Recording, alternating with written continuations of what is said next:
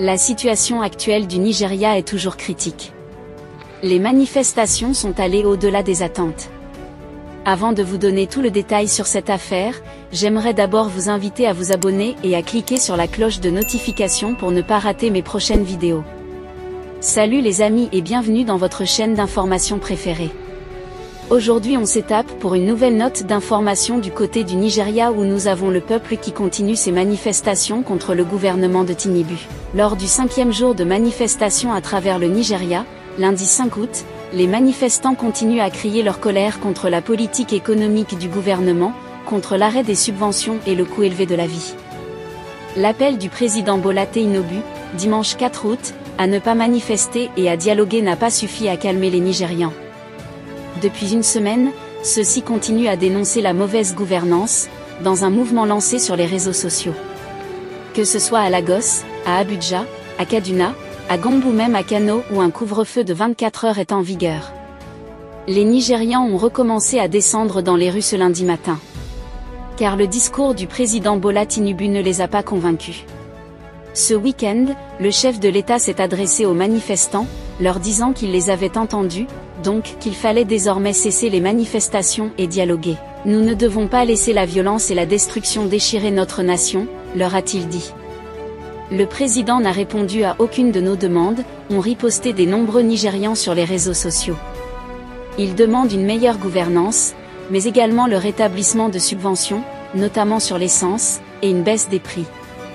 Dans les cortèges ces derniers jours, les manifestants scandaient on a faim, en allusion à l'explosion des prix, que ce soit dans le transport, l'alimentation ou l'électricité.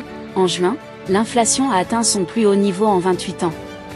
Le mouvement se poursuit également malgré les violences policières de ces derniers jours. Le Nigerian Labour Congress, NLC, parle d'une quarantaine de morts depuis vendredi. La police a tiré à balles réelles pour disperser les manifestants mais aussi les pilleurs, parce qu'il y a eu des actes de vandalisme. Un couvre-feu total de 24 heures a d'ailleurs été instauré dans au moins 4 États. Plus de 700 personnes ont été arrêtées. La violence policière a été décriée d'abord par les organisations des droits de l'homme, mais également par le prix Nobel de littérature, Wole Soyinka. S'exprimant dimanche soir, il a lancé « Tirer à balles réelles sur des manifestants pacifiques qui déplorent la faim », symbolise une régression inquiétante. Du type de celle qui précède très probablement les révolutions. Il faut noter que c'est depuis le 1er août que de nombreux jeunes à travers le Nigeria manifestent et demandent au gouvernement de répondre aux préoccupations concernant l'augmentation du coût de la vie, la corruption et le chômage. Les manifestations, qui sont pacifiques dans certains États, ont été par contre violentes dans d'autres et des soupçons d'exécution extrajudiciaire pèsent sur des agents de sécurité, en particulier dans les États du nord du Nigeria, Borno, Jigawa, Kaduna, Niger et Kano. Pour calmer la population, Tinubu a présenté ses condoléances aux familles et aux proches des personnes décédées lors des manifestations. Certains États ont déclaré que la destruction des biens publics et privés allait faire reculer la nation, car des ressources rares sont à nouveau nécessaires pour les restaurer. Nous devons mettre un terme à toute nouvelle effusion de sang, à toute violence et à toute destruction, a déclaré Tinubu.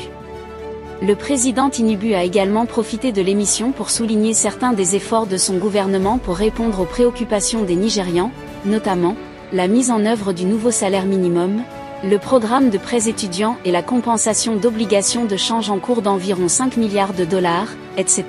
Que pensez-vous de cette situation qui vient encore remettre en question la stratégie de la CEDEAO pour gérer les pays membres? Laissez votre avis en commentaire.